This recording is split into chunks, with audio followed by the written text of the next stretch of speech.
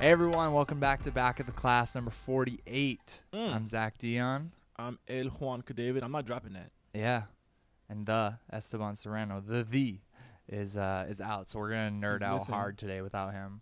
We're gonna talk about a lot of stuff where he would just be shaking his head looking at us.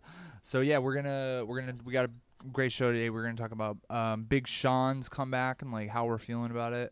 We're gonna talk about Young Thug's very meta music video for the song Wyclef Jean. That's a crazy story. And then the final trailer for Logan came out today. We're taping on Thursday, so we want to talk about that. And I want to ask Juan about the comic, and that kind of is going to lead us into just like we want to talk about a bunch of comic stuff. Spoiler alert. Yeah. So yeah, you know, you can get us on iTunes, on FuseTV, on YouTube, on Stitcher, anywhere you listen to your podcast. Please subscribe, leave us a rating. It helps a lot, and we love hearing your feedback. And you know, you can hit us on Twitter with that Back of the Class hashtag or at FuseTV. So yeah, let's do it. Can I my number 48 of the day? For episode 48. Yes. So sorry. I couldn't find anyone relevant that were 48 that I could remember, but as a Met fan, we had this pitcher called Aaron Heilman back in the early 2000s who wore 48. That dude broke our hearts on a nightly basis. He was a relief pitcher. And that's the only person I could think of. Oh, man. And it's always pitches because you watch the pitchers back for so long when you watch games over the years, and that's like the first 40 that popped in my head. When did you start watching them? The Mets? 93, 94. How many players do you think you have in your head? I was a pedestrian baseball fan growing up. NBA was like my jam. Like, I wanted to be a player. Like I played organized ball. I played in tournaments. Played in schools. So basketball, I could name you obscure names and numbers. So many. But baseball, I got more into as an adult. So basketball is like, I couldn't think of a 48 in basketball. I'm always amazed at the people who can do that with sports like and pop culture. Because it's a similar game, and I only got room in my head for one. I think I could do both. All right, so Big Sean, we talked about him a few weeks ago. He was your most underrated rapper, I think, right? Yeah, when we were in my opinion, yeah. Yeah, when we were talking about most underrated of the day. And now he's coming back. It's been almost 2 years since Dark Sky Paradise, which is a good record. It's good. It was his best yet, but it also still felt like he was, you know, ascending and getting better and becoming more of an album guy. I don't know about what I think about what I've heard so far. What about you? Bounce Back is good. I don't hate it. It's the run of the mill Big Sean. Like I don't dislike it at all. And he's not taking any new chances. He's not diverting from what got him where he is. It's still his style, his delivery. I don't understand where the whole bounce back thing came from, because like I don't remember anything happening to him where he would be bouncing back. Yeah. On the surface, who knows what stuff he got going on? Like I know the whole Ariana Grande stuff. They dated. Yeah. They're not anymore, and it was kind of a bad breakup because he's mentioned like you know, like shit talking her in the last couple of months. I'm still hyped for it because I like his music, and like I said, I do think he doesn't get the love he kind of deserves. But I'm not like that song. It's not like when we heard those two J. Cole songs and you're like, holy crap, I'm hyped. Or even when you heard like I Don't Fuck With You in Paradise. Yeah. And I think he had a couple other good ones like, Blessings. He put that out too. Oh, yeah. So that was like, we were so fired up that time. So that's why I feel weird about this, because he's put out like 4 songs, I think. And like, you can't be putting out. You can't be put. I mean, they're good. I enjoyed them, but I know when I'm genuinely excited for somebody to come back when I just play those singles over and over. When that single goes like at the top of the, you know, Q1 playlist or whatever. So, I mean, I have a lot of his last record songs. I have Blessings. I have Skyscrapers. Like I only keep stuff on my phone that I could listen to over and over again. Right. Yeah. And when I listen to it, I'm like, man, I need some new Big Sean. Yeah. And you know it's coming, and then I found, listen to Bounce Back. I'm still looking. I'm anticipating it, but I'm not hyped. Rather, if Bounce Back would have been like a bigger song, because it's not even making that much noise either. You know what I mean? Like You know when songs are making noise and people are remixing it or like taking lines from it and redoing stuff or like putting them in, you know, in on Snapchats or on internet videos. Like it's just not making that much noise. Yeah, and we don't even have those the windows down, streets are banging it takes right now either because it's cold as fuck here. Yeah, and the only thing too, I mean, I don't know the more recent news is that he left Adidas and signed with Puma. Oh man, which is, you know. Did you listen to the song that he put out today? No. What is this shit called? Oh, that's cold. You search on Spotify Sean, and it gives you Sean Paul before Big Sean. This one's called Halfway Off the Balcony. Yeah, I don't know. Damn, bounce back halfway off the balcony? Like, yeah. I mean, he does have, I'm like, the guy from Django, you know, the character from Django. Like, yeah. Now you have my curiosity. Because these themes not have me like, it seems like he's probably going to air some shit out on the record, which is dope. He's like childish where like he always has this complex that everybody is shitting on him, which is it's kind of true. Or not shitting on him, but like not letting him up to the next just echelon, overseeing, like over their head, like not paying him any attention. Like he's a good rapper. Like he raps really well. I think too, like the thing is, because I remember when he first came out, everyone's dig at him was calling him Medium Sean because like his name is Big Sean, but the guy is not physically big. But I mean, that can't be enough to form a complex. Maybe it's from being in that good music crew where everyone's so either talented or just such a big personality where he feels he's maybe the lowest on the totem pole. But the best part about this record is that apparently he worked at Eminem. Yeah. So I wonder if this is produced by Eminem or if Eminem has some features on it. Right. Which would be great because that's two Detroit staples. Yeah.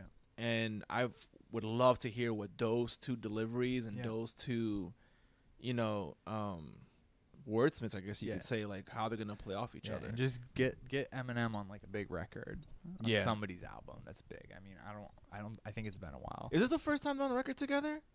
They did that Detroit versus Everybody. That's right. With like Danny Brown, Dej Loaf, a bunch of people. I think Royce is on that. Yeah. And then there was like one or two other people. I can't remember, but it was like a super song. So, yeah, I don't know. We'll see. How do you guys feel? I don't know. You could hit us up if you're like super excited, or maybe we're overlooking something that maybe of more Big Sean hype. Right. And so it's coming out. It's called I Decided, and it's coming out February 3rd. So it's coming up quick, and it's gonna have. Oh wow! I didn't know the track list was out. He's gonna have Future on there. He's going to have Wale, all right? He's going to have the exited Fifth Harmony member, and he's going to have The Dream, it looks like. So, and it looks like all good producers. I see 3 Metro. Oh, his production's always on point. For sure. So, we'll see. Definitely let us know because, you know, Big Sean's a polarizing guy, and that's like the first big rap album of the year. So, yeah. Cool. All right. So, Young Thug's Wyclef Jean video. Now, the quick setup is Young Thug was co-directing the video with this guy. I should find out who it is. And he, quote-unquote co-directing, he sent the guy a bunch of concepts. He said, like, I want a shitload of, like, fly-looking Power Wheels cars. I want a ton of models. I want a cop car. We want to smash it with little kids. So he sent the guy all this stuff. They got the shoot all ready, and he just didn't show up. He did this like classic, waiting for him to show up. Then he does show up, but he's not classic. He's not something we know too well in our industry. Yeah, it's happened to us numerous times. Yeah, like we definitely got to tell you guys about that part of it all. But that, I mean, that's the concept of the video, and the director used it to like make a snarky video where he has like narrated little subtitles saying like explaining the situation and being like, so here's what we did, this is what we filmed when we tried. So his name was Ryan Stake, and they spent $100,000 on this shit. So yeah, and Young Thug sent them a couple clips of himself like fucking around on an airplane. He sent them about 5 seconds worth of footage. That's insane. That they could use. Yeah, man. Like this hits home for both of us, dude. I mean, first and foremost, kudos to that director because the finished product was super entertaining because of the narration with the subtitles, and there's the story behind it. You know what I'm saying? Like that takes talent to put the video out, play this, you know, like do your job basically, make a music video for the song. Yeah. without the artist, but make it engaging and entertaining at the same time. Yeah. Like, I give him all the credit in the world because that's probably one of my favorite videos I've seen in a long time. Yeah. So, and it's on Young Thug's account.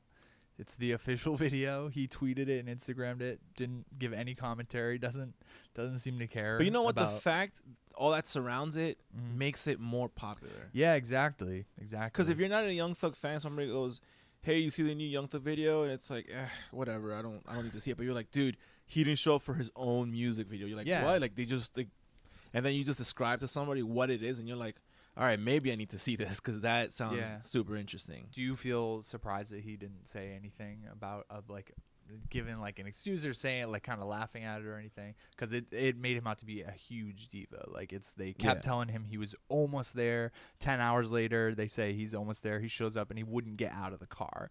Because somebody supposedly hacked his Instagram was the reason they were getting which is like, that is the worst. And they have like reason. people like trying to coax him out of the car, like his handlers, like people, the director or whatever. And man, I don't know.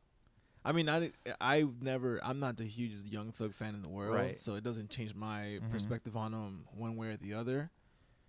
It just gives me flashbacks, and it's kind of a cool inside look of the industry of how these things sort of work. Not only in music videos, but in our line of work, in video interviews, in phoners like you do, in written interviews, like when you actually are dealing with talent. Not all talent is ideal and professional, and this guy learned firsthand. I can't begin to tell you how many times I've heard a talent we're waiting on is around the block or nearby or 10 minutes out or in traffic or looking forward to being there. Like, it happens constantly. So that part of the video is cool to show the audience, like, it's not all easygoing, glitz and glamour, Yeah, and then they know, I feel like, especially from my perspective, if I'm the one talking to them, like, after a certain point, you start to get pissed at the person. You get pissed that they wasted your time. So that makes it pretty hard to, like, bounce back and like, do a good interview or just be professional, you know? Because even if you are acting professional, I mean, the disappointment's kind of, it's in the room. Yeah. What was, Esteban talked about somebody on the show recently where he was at a shoot for, like, 10 hours. They, like, flew him out, and it was in California. Lil Wayne. It was Lil Wayne? Yeah. Yeah, so he flew out to Vegas and he was there for like on set for 10 hours and he never got the interview.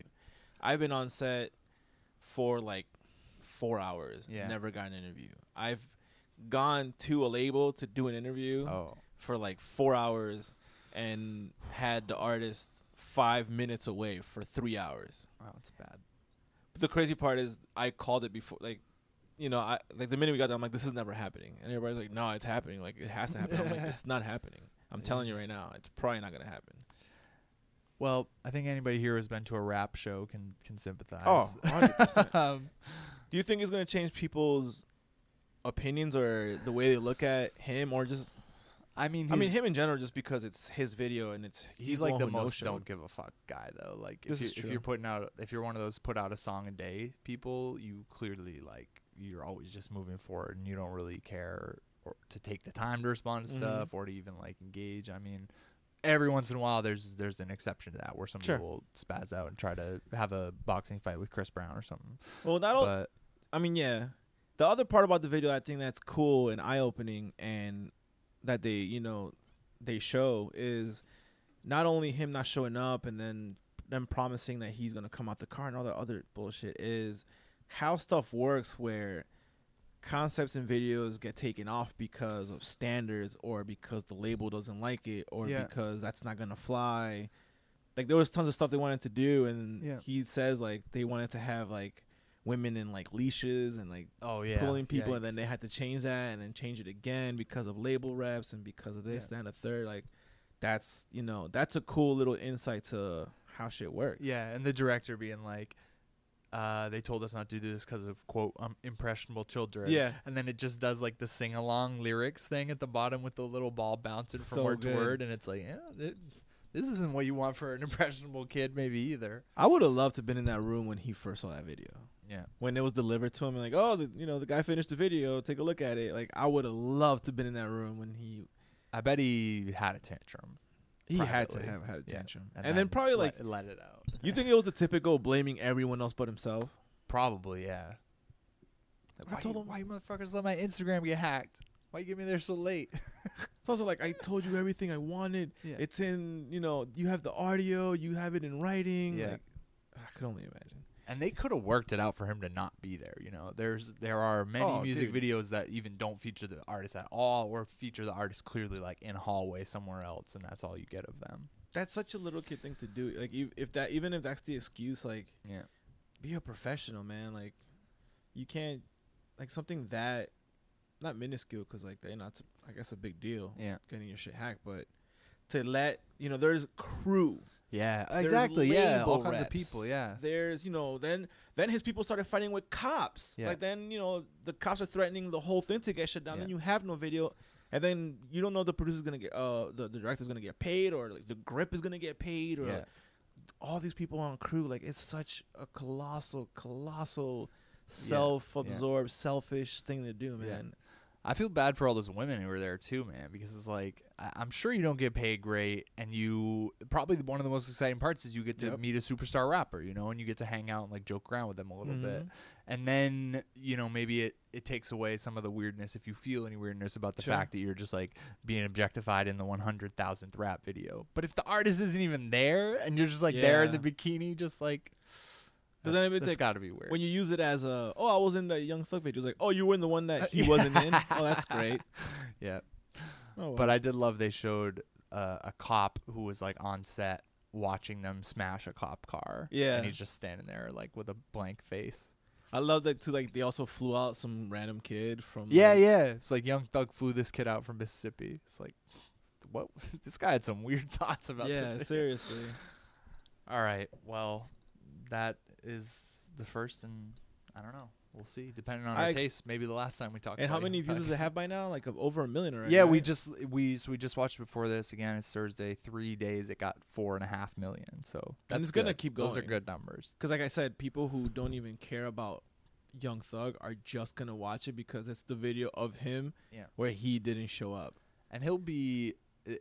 I watch it be like his most famous video. Like, it probably will be. I don't know another Young Thug because it's gimmick. It's a gimmick. It's not your typical. If they would have executed the video he wanted with him in it the whole time, it would have done numbers because it's him. He already has the base, Power Wheels. But he wouldn't. Yeah, but he wouldn't be getting the reach of the casual fan who wants to see a video of an artist who doesn't show up to it, and then they call him out on it in his own video. So.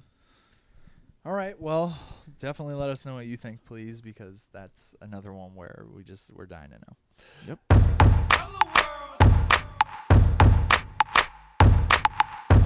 So the final Logan trailer came out today. Yes, it did. I feel like it was only the second trailer, but they still called it the final. I think because there's a teaser, then the trailer, then the trailer. Yeah. I think that's what they did. They did a teaser, trailer. I mean, I was on the fence the first time around, the first trailer, because I was like, it looks good. I love that it's rated R. That's key. And that he took a pay cut for that to happen. Yeah. That makes me like him even more. Yeah, totally. He's a great guy. But after seeing this one, I'm so in. That's a great. I usually shit on trailers because they showed too much, and I think they did show a little too much. Like, I could have done without X23, the little girl doing shit to people. You wanted to wait. I would rather see that without having to see it on the trailer first, because it just takes all the fizzle out. Yeah. Because when you watch the movie, you anticipate like, oh, here's where she goes crazy on these people, and it's like, Yeah, I don't like. My thing about trailers when they reveal a lot is I always say by the time I watch the movie, I've forgotten most of it. You think so? Because I think when they reveal a lot of the story, then I forget it. But if you use some of your best jokes or your best action shots, like if somebody, for example, you watch Stranger Things, right? Yeah. Stranger Things, fast spoiler alert here. Skip ahead 20 seconds, whatever. But when she flips the van, that's in the trailer for the entire series. That's right. That happens in episode 9. So you can't show a clip that people aren't gonna be able to forget, and like, don't spoil that, don't spoil like I'm thinking of the Matrix for some reason because there's a lot of just like classic moves and action moments. It's like, I know you want to get people excited, but like you're gonna get the same effect from just showing like some very basic fighting. Don't show like her doing the flip and like killing somebody. Basically, it's also save it. It's also for a movie like Logan, a movie like Deadpool, all these comic book movies that are gonna put up numbers. Definitely, people are gonna go see them because that's it. Like the casual is gonna go see it, and the hardcore is gonna see it no matter what. There's no need for you to divulge, not even story, like because in the case of Logan, they're not divulging that much story. Right. It's pretty vague. You just kind of get some points. He's with Xavier. They're both old as shit. Apparently, Logan has a kid that he fathered at some point. I just, there's pivotal scenes where you find out, the casual fan finds out she has claws too. Yeah. I think that's something you want to kind of be surprised with, seeing it in the movie theater and not seeing it in the trailer. I see both sides of it. Like, well, you got to show it so it makes people want to see what else she does, but it's also, you lose that aspect of surprise. Yeah. I see why they had to show it, to show you that there's like, there's another Wolverine here. There's another mutant with those claws. But yeah, I mean, they've got like Ryan Reynolds and Variety saying like this could be, an Oscar Best Picture nominee. This could be the first. Yeah, because he saw it already, right? He said that based on having seen some of it. Because I know some people have seen it already, like in the circles in Hollywood, and people are trying to do that. Like this is a serious film, so maybe it's gonna rope in, more of the average moviegoer just likes to see a good movie. Do you think it will do better than Deadpool? Because Deadpool was like one of the highest R-rated movies ever. I think the highest R-rated opening. I think it might compete with it. I don't know if it'll beat it because, and this is going to sound super stupid, but I think it might not beat it just because Wolverine doesn't wear a costume. Yeah. Because I think there's parents out there who the kid knows who Deadpool is and he has a costume and they want to be him for Halloween and they have the toy. Yeah. They want to see the movie. And the parents will be like, I rated R, but fuck it, I'll take you. Yeah. With Wolverine, it's like, yeah, you're the guy from X-Men and you're Wolverine, but I don't have you're not dressed like the toy I have. You're not dressed like the cartoon that I watch. You know what I mean? Like, I feel that might kind of, diminish the numbers a little bit. I could be completely wrong. That's just my hunch. Yeah. Also, Ryan Reynolds, I think, appeals more to the younger and kids. And I love Hugh Jackman. Like, that's just me talking. But that appeal for sure. Yeah, about the appeal. Hugh Jackman. If there was ever, and I've said this since like the early 2000s, there are actors who were born to play roles. He was born to play that role, in my opinion. Yeah. I cannot picture anyone else playing. Same thing as Ryan Reynolds. I cannot picture anyone playing that character. Yeah. You know what I mean? Did we really know Hugh Jackman before X-Men came out? I don't think so. I don't really think so. I know he had done like musicals and stuff in Australia. Right. Like, he was a big deal in Australia. Yeah, like a B-list guy in Australia. That's like what happened with like Heath Ledger. Way before The Dark Knight. But they do some work in Australia and then they break out. Because after X-Men, like he did a lot of he's in a lot of my favorite. He was in The Majestic, which is a Chris Nolan movie, which I fucking love. Oh yeah, I want to see that. And he's great in it. I just saw him in Eddie the Eagle. Have you seen that? No. Dude, that movie is fantastic. All right. And he's great in it. And I mean, Taron, the actor, Kingsman, and he, that dude, that kid. Colin Firth? No. His son, the young kid in Kingsman. His name is Taron Egerton. Okay. I believe his name is. He's phenomenal in that movie. All right. But Hugh Jackman is also really good. Yeah. And he plays an American, but like the way he dresses is like so Wolverine, like denim with boots and like plaid shirt, belt buckle kind of deal.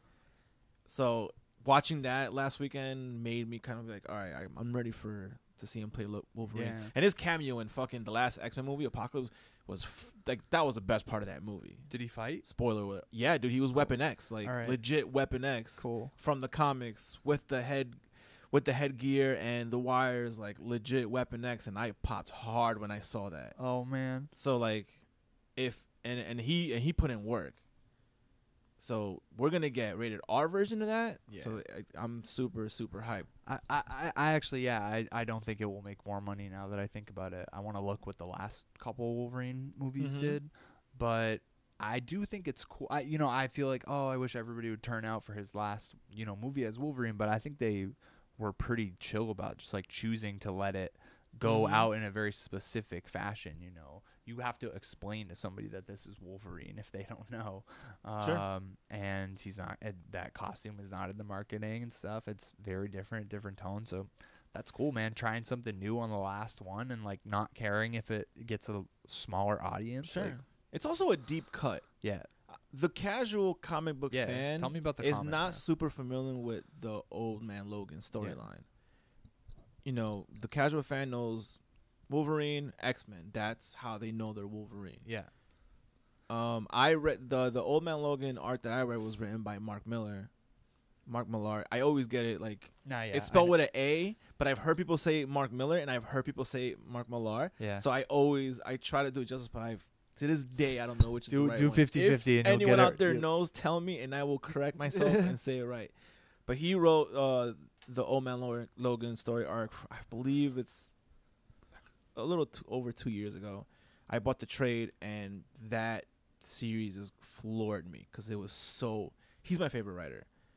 And it's just the setup of how he gets to where he is, and when they reveal like what led up to the events, like I don't want to spoil it because I think it's so good that you should read it for yourself. But when I did find out they were doing this Logan movie, him older, I wondered how they were gonna do it, given that story arc. It's hard to pull off because like really because like in that story arc, it's in the future, like 50 years in the future. So he is old. It's old, but like the basis of it, it's like the whole the United States belongs to the supervillains, and they all like own their own different parts of the country. Cool. So like the Kingpin owns like the Eastern Seaboard. You know what I mean? Nice. Like Hulk at some point turned bad. And his family, cool he has a family, he has kids, he has nephews. His clan own the entire western part of the United States. You know what I'm saying? Like in the middle of it, like Black Skull is like the president of the whole shit. You know what I mean? Like so different villains own different parts and shit. And that's cool. It's such a concept that you're like, fuck, that's so good. Yeah. And and obviously, he has to like traverse all that shit to get somewhere, and stuff. He meets people that are older now, like stuff like that. I don't want to give it away because it's that good, but like there's no way they're gonna pull off a story arc showing 10 fucking Hulks in a comic book. It's easy. They're not gonna be able to have any Hulks at all. And then you run into the whole studio stuff. Like Spider-Man kind of makes, not really, but there's a spider person in that arc. The studio's not gonna let that happen. So I read today that there won't be a Wolverine costume in the movie. Now, you can take a pass on this if you don't want to spoil people, but is there one in the book ever? I mean, not a by traditional. Flashback, I'm guessing? Yes. Flashback, yes, for like a page or two because it's a flashback. Yeah. But he does wear the same shit over and over. Mm-hmm. I wouldn't say that's a costume. It's just what he wears. But he doesn't have the blue. But he doesn't have the blue and yellow. There is a I got it. Damn, it's been a while since I read it. But they go flashback to something that happened, and he would have the costume on because it involves, current story arcs or like familiar, casual story arcs. So, I mean, that's surprising. But I want to see how they merge, because I feel like Marvel's like, all right, we can't do the whole Old Man Logan. But now this X-23 thing is kind of doing well for Marvel, where the new Wolverine is his daughter. I think they just they found like a medium, and I think that's what they went with. All right. So, where does Logan rank high for you in your superheroes? Wolverine? He's in my top 10. Top 10. Is he in the top 5?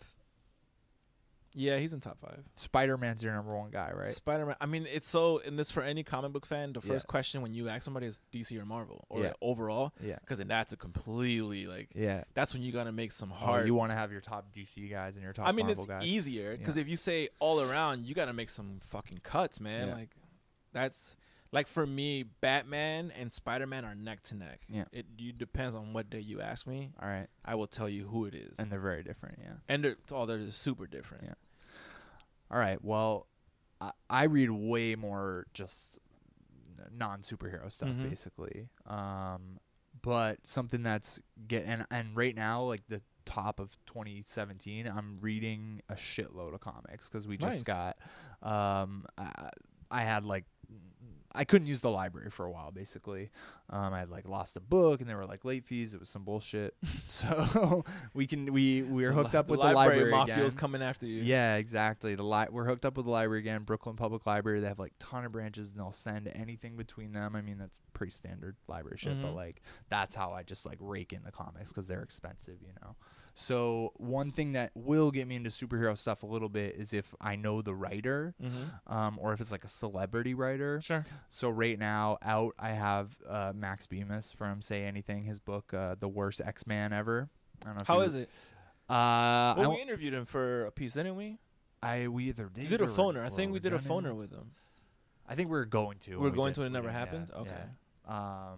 He wanted to come on the show. Actually, we just didn't get to make it happen. But yeah, that's pretty good so far. What else? I mean, I was excited when the dude Ta-Nehisi Coates took over Black Panther. I've got that paperback coming in the mail. The trade. Yeah. Nice. And then one other that I wanted to ask you about is Brian K. Vaughan, who we both love. Yeah, and so he wrote Why the Last Man, Ex Machina. He writes Saga, which is going now, and he's written a lot of little one-off independent comics, but he has done work with the superheroes too. And so he wrote a Logan book that I have coming. Have you ever heard of that? Yes, I never read it. Yeah, I've been meaning to for a while now. I've never read it. All right, well, if he wrote it, it's must-read shit. Yeah, and then Runaways, is it an X-Men thing or?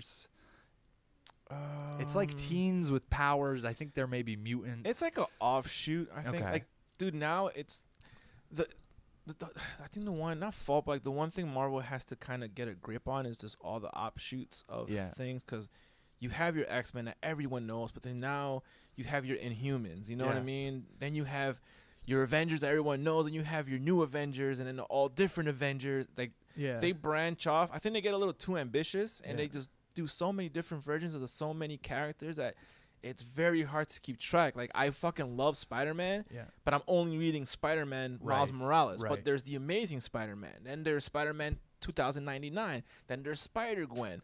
You know what I mean? Like, it gets, like, that's the one thing that they need to get control of that, because they're just flooding the marketplace, and it's tough for you to keep up with all those runs. It really is. Do you? I'm always intrigued when a writer I like is writing multiple titles of one character. Like Scott Snyder, he took over Batman with the New 52, but he also writes like The Dark Knight or something like that. Yeah, he was writing them at the same time. Yeah, like it's crazy. I think he was finishing up Batman's last New 52 run, right? Because he's done. But he was also beginning to write All-Star Batman, which is still going now. Yeah.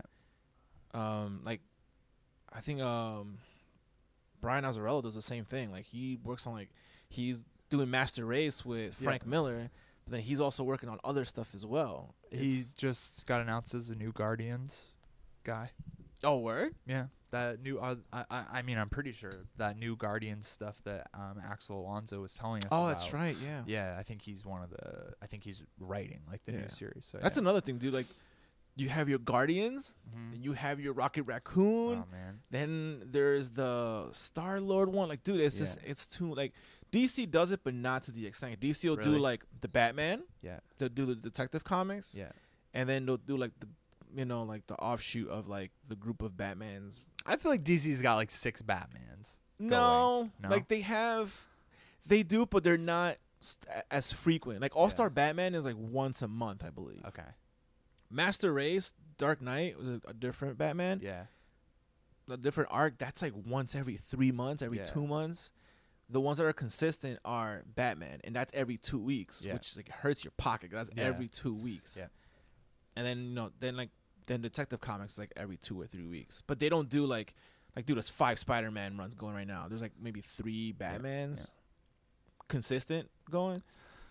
I mean, if you're a fan of both, can you imagine? I just wish that my dream is to just have a handle on what the difference between those series is. That's all I want. I just want to know. Like for Spider-Man, there's a Spider-Verse. Yeah. When every dimension has a different Spider-Man. Mm-hmm. So in one dimension, it's Miles Morales. Right. In another dimension, it's still Peter Parker. But just like the feel of it, you know? Is there like, I'm feeling this way today, so I want to go for that. Or I'm feeling this way lately, or this is the type of thing that I want to read, so I'll go for that Batman book versus...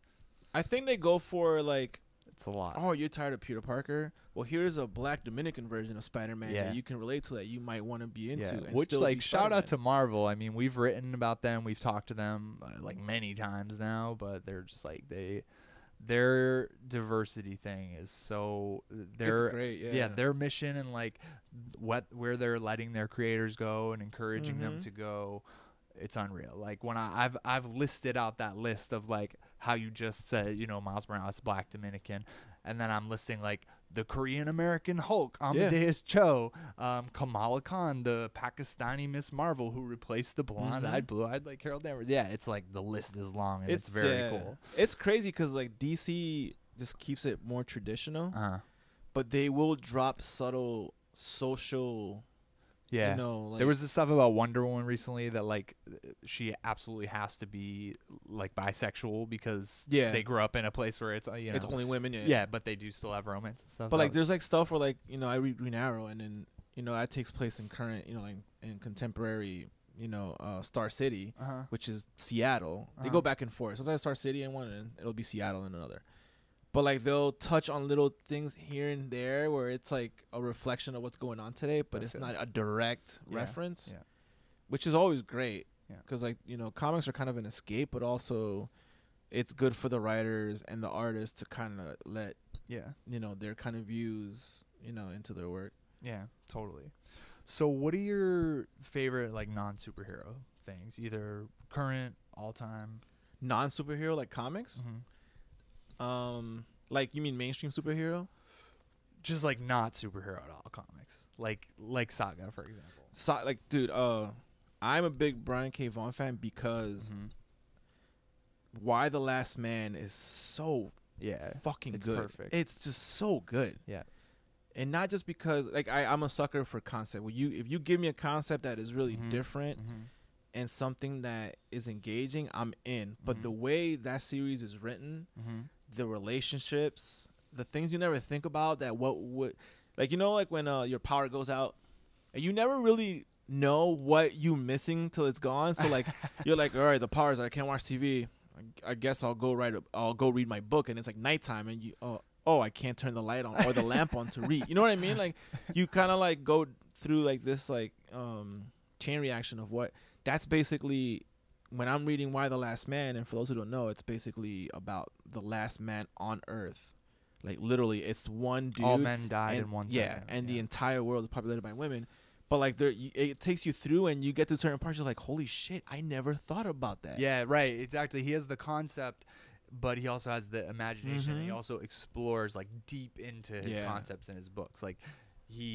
Exactly. I never thought about that. I never thought about that a shitload of planes will be crashing out of the sky because this percentage of pilots are men. All that little stuff, And he's a great writer. He's so funny. The dialogue too, like it's relatable. It's so relatable. Like you know, like I read stuff like on Saga. I read, you know, Saga's another one that he's writing, and that's super like accomplished and everyone. Like I have not heard anyone say anything negative about Saga, right? Yeah.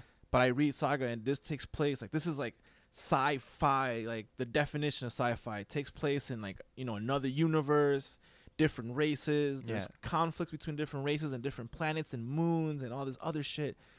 But the material is so relatable to me or to us. Yeah, they're literally a biracial couple in terms of like one race has wings, one race has horns. And they have their issues as a married couple, as parents. Yeah, their child is illegal. Different races, their child is illegal. The conflicts going on in their world and why people like it's masterful, honestly. Yeah, I hope he just keeps going and going too. I fucking hope so. Yeah, why was I don't know how many issues, but 10 paperbacks. So and Saga's coming. And up we're getting on, a show. Yeah. Oh yeah. Which they better not fuck up. Yeah. So Brian K. Vaughan works really well with his artists too. Like I feel like they really co-create the thing, and like I feel like the artist really brings like a huge percent to his books too. 100%. And both Why the Last Man and Saga are women. Are women artists, yeah. And it's great. Like he's awesome. He wrote a book called Pride of Baghdad that's about lions in Baghdad during the beginning of like the war, during shit getting bombed out. I never read that. Like their zoo gets bombed, and it's like a serious book. It's not interesting. Yeah, it's like stark. Like other shit I like that is not superhero related is, like I mentioned before, Mark Miller. Like, yeah, you know, if you watch Kick-Ass, that's Mark Miller. Yeah. If you watch Kingsman, that's Mark Miller. Yeah. Like he did right. He wrote Captain America. He wrote Civil War. You know, he wrote all the bigs. You know, he wrote a lot of the mainstream superheroes, but he also did, you know, other comics that were not. They were kind of superhero comics as well, but not mainstream. Like, you know, he did his latest one was called Huck, right? And it's about this like superhuman man who has super strength, but like he's like a kid in a man's body. Oh, if that makes any sense. And he just like, all he wants to do is just help people. You know what I mean? But like, the sensitivities are, he's basically a man child, but everyone's always asking him for help in his little town. But no one outside the town wants anyone to know, because then, you know, they're gonna turn him to Superman, basically, shit like that. Right. Oh, you that's know? a cool idea. Yeah, like that's the last one he did. He's also he's done one. Man, he did one called Nemesis. Was probably what my top 3 things I've ever read. Nemesis is basically the concept of Nemesis is, what if Bruce Wayne was the Joker instead of Batman? Oh, but it's not those characters. It's a billionaire playboy who has infinite resources and ambition, but instead of being a superhero, he's a supervillain, and he just goes from city to city and kills the top cop in each city. And he is the most, but he's just like Batman, where everything is planned, nothing is coincidence. He's got like a Batcave sort of situation. Does he? No, not really. But I mean, in the sense of, he knows everything. He can't be surprised. Every plot twist that you're like, oh shit, he's fucked. It's like, no, he accounted for that. It's like, how the fuck did he account? Oh, that's how he account. You know what I mean? Like that kind of shit. What's that one called? That one's called Nemesis. Nice. I just recently realized, like, you know, since there's very few like Marvel or DC titles in my library, or ones that I spring to, that I was looking for some Marvel stuff for my wife and daughter for Christmas, because they got super into the Flash, and I wanted to get them some Flash and some Supergirl stuff. And then kind of in between, I would see the Image tag. And I know the Image has made a lot of books that I like. Yep. And I know it's owned by Robert Kirkman, who writes The Walking Dead. And Image is all about like creator-owned comics. Yeah. So basically now I'm just going to the store and like looking for the Image tag. And I just want to like read a ton of books by them. And I've like already bought a ton. And I mean, that's where The Walking Dead comes from and Saga comes from. And I'm also reading Paper Girls, which is another Brian K. I've been meaning to start that. I'm reading this one, Monstrous, that they're doing. Monstress as like a female monster, not this shit is monstrous. Yeah. That is unreal. Really? That one. Who writes that? Her name is Marjorie Liu, and her artist is Sana Takeda. She's from Japan, and oh man, I'd be here all day laying it out, but it just like reminds me a lot of Game of Thrones and just the worlds that it combines. It's one of those things where it's like steampunk, but there's a lot of like magic, gothic architecture. Yeah, again, like I could be going on and on, but it's great. Those are the ones that I read every month. Those and this one called Bitch Planet, which is very cool. I heard of Bitch Planet. Yeah, and that way it comes out so sporadically, which sucks. Yeah, there's some that just come out in it. I hate that because it's very hard to keep track and to miss. Like, I like, full disclosure. Like I was every week I was getting my runs, but I stopped because I just couldn't keep up anymore. Especially with work and other stuff. Like I just couldn't keep up anymore. And also like I started to drop so many runs because I just started losing interest in them. You know, it happens to everyone. Everyone starts like 20 runs, and by the end of like 6 months, you're like only reading 5. Yeah. But I just got to the point where I'm like, you know what? I'm just gonna start picking up the trades. Yeah. Because it's just, number one, you run out of space, and number two, you can't. Like, it's so hard to keep up I did it for a year, and it finally wow. at the end of December, I was just like, I can't do it anymore. Was that your goal? Were you like, I'm like going hard? Yeah, because like as a child, I never got to do it because we didn't have money like that. Yeah. Or the space. Mm-hmm. So I always wanted to like just buy the comics I wanted every week for a long extended period of time. Like, you know, people have had, you know, I always think of like Mallrats, like, you know, like the guy who plays Brody, Jason Lee, and he has like his basement's full of like boxes. Oh man. And I'm like, damn, that must be like cool to collect and like have boxes. I have one box full of the last year of stuff that I got, and I'm up to the point where I'm like, all right, I'll just pick up the trades from now on because I'm running out of space and I just can't do it every week. So. Yeah, there's some books where I can't wait for the trades anymore. Like The Walking Dead, once I read a lot of it, and then I took a break for like 5 years, and then I came back and I got myself caught up, and then I read further, and that it got me to where I gotta buy it monthly. And the same with Saga. And they both, especially Saga, way more. Like Saga really does like masters the art of a single issue. Like when you can have a fully contained single issue, even though the story keeps going. It's just like you have like a big beginning and an end. You have like a big like splash twist at the end. Like I just love it, and like they do such a good job on Saga with that. I like doing the trades because I'm only left in a cliffhanger every once in a while. It's not like a weekly. You know, a sporadic. Yeah, it's tough. It's tough. Like The Walking Dead was doing this war arc. It takes 6 months to do the war. Still going, you know, right? Nah, it just ended. Like the whole series. No. Oh, the series is gonna be going for. Yeah, they're on 163 coming up. I think I stopped on like 50 something. Honestly, like it gets better and better. Does it really? Yeah, there's a big like game changer that comes a little bit after where the show is right now, and it's so good, and it really like gave it some serious new life. But yeah, I'm trying to think if there's other stuff. We're talking about comics, but I also like when it comes to comics, the best thing about comics is there's always something for everyone. Yeah, for sure. Like for me, like sometimes I don't want to read about Spider-Man anymore or Batman or whatever. Yeah. But then there's like an Image comic called Ringside that's about a wrestling, like an old school wrestling guy. Yeah. Like, it's about the pro wrestling industry. And there's a lot of people write graphic memoirs too. Yeah. Those are very good. You just stopped by my desk and checked this out today, but talking about like a 180, like John Lewis, who is just getting into it with Trump recently, and Trump showing himself to be a beep again. Yeah. And yeah, John Lewis teamed up with somebody who's been on his staff for a very long time and an artist, and they made a 3-part book called March that starts from his childhood. It's kind of framed around Obama's first inauguration in 2009. It's the morning of his inauguration, but then he starts remembering back to like the whole struggle and all the moments. And yeah, it's great. It's black and white. Do you have a feeling about black and white versus color? I mean, you must. No. No? They're both fun. I mean, I like. I don't really have a preference. Yeah. It doesn't matter to me. I just, art style is a big deal for me. There's some times where I'll be like, somebody will be like, dude, check out this book, and I'll like look at it, and then I'll be like, I'm not digging that art style. I can't. Just because, you know, sometimes the art dictates the panels and the way they're laid out.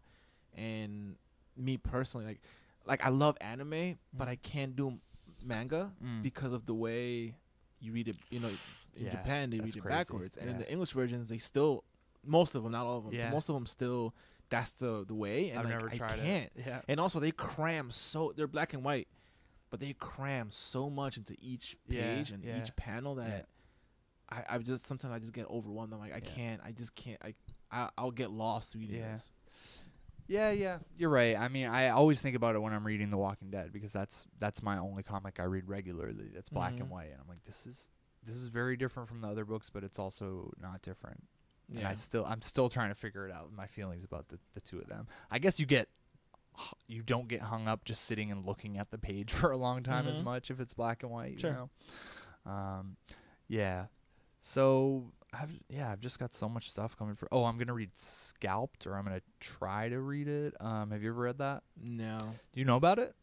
I've heard about it. Yeah. It's this guy Jason Aaron, and it's basically like I don't know, good. It's like a mob story, like a Goodfellas or like a casino on a Native American reservation. Oh shit. And they've got a guy. It's like The Departed, because they've got a guy who left the reservation when he was like 18 or something, and now he's working with the FBI to take down this crooked guy who's opening a casino on the reservation. So he's a double agent. That's pretty cool. Is that like a graphic novel full on? Like, that's a complete one. Yeah, that's a 10 trade like. That's cool. Preacher See, size, I love Y those. size. Like I don't. That's the thing. I like reading them like a book where I'm satisfied. You know, like I buy, like I have so many, like I can't imagine reading The Dark Knight on a monthly basis or when it was, you know, in installations back in the day, because like it's so good. Yeah. But you have to wait. But now I just buy them all and just read them in one shot, and then you get your beginning and you get your end in like. And when it's a huge one like Y or like Preacher or this one, like Scalped Saga, End, like even Saga, when it has like, a beginning and an end though, and you know you can read the whole thing, and you know you might be reading it for like a month or something. But yeah, I love that. Like even like Saga, I'm reading the volumes. Yeah. But I would love to just buy the fucking. I mean, they have them. They have the volumes, the trades, and then they have the book. Like book 1, book 2, and it's like 2 or 3 volumes in one. Yeah, right. Yeah, the big book. But I have like the volumes, but like I prefer to just read a whole run and just be done with it. Yeah. So Scalped is like that. It's another one I should mention because it's really good that I'm reading by Ed Brubaker, who is we've talked about him before because he was a writer on Westworld and he created The Winter Soldier, and he's written fucking Captain America, and again he's written fucking a ton of mainstream characters, but he also is writing one. Oh man, what's it? I think it's Kill or Be Killed. I want to say that I'm reading, but now it's hazy because I'm pretty sure it's Ed Brubaker's writing that, and that one is like, it's so good, dude, because it's real life, like a dude who just decided like he's fucking tired of like just bad people in the world. So he's like a regular guy with a regular job, but like at night taking people out. Yeah, but he gets fucked up, and it's kind of like a really noir kick-ass. Yeah. But the art style's fucking great. The dialogue's really good. I highly recommend that one. That one, it would probably be better to just wait until you could just get the trade. Your wife likes comics too, right? No. She doesn't? My wife's not a big reader. Oh, I thought maybe she was, because I know you guys are both huge nerds, but I was gonna say like my wife is, and I love being able to share comics because it's not like you read. It is Ed Brubaker and Sean Phillips, who have like, and they've done Kill or Be Killed. Kill or Be Killed, and they've done like, dude, like they as a tandem they've done so much, like really really good shit. Criminal they did, which is like fucking one of the state, like it's been on for so long. But Ed Brubaker's like one of like the top for sure writers. He's a brand. Yeah. That's good that your wife is a nerd. My wife is a nerd for some things, but not as a bigger nerd as I am. Well, we're both huge readers, and we do read like fiction, and sometimes nonfiction. We read regular books more than graphic novels and comics, but she does also love them. So it's great, because if I finish a 500-page book, then I'm like, oh man, this book like changed my life. You got to read this. If either of us do that, it might be 2 or 3 years before we read the book. Oh yeah, dude. But if it's a comic, we literally just pass it off to the person, and then you can, so. Right. But yeah, we could go on forever and ever. But all day. See what happens when Esteban's not here? Yeah. He would have ended this conversation like 20 minutes ago. Yeah, no, this was great. We could keep going and going, but we'll save it for our new comics podcast next week now.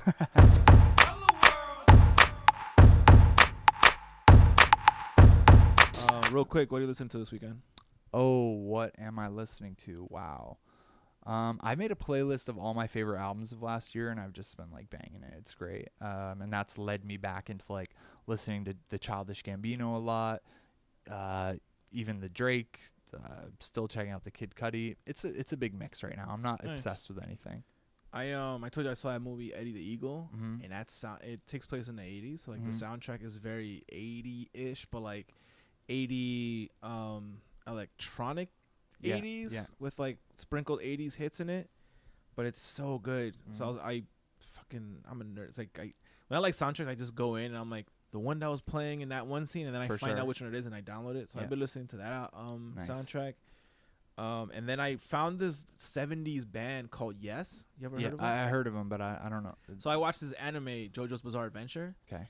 And basically every a lot of the characters are named after famous musicians. Okay. So, there's a character called Chili Pepper. There's a character called Killer Queen. Nice. Yeah. Like they're all named after that shit, but in Japan they can do that. Here they can't because of rights. Yeah. So they alter the names, but each series, the ending credit song is like always some type of, big, like for one, it centers around Egypt a lot. Like it takes place in Egypt. So like it's like the woman band, Walk Like an Egyptian.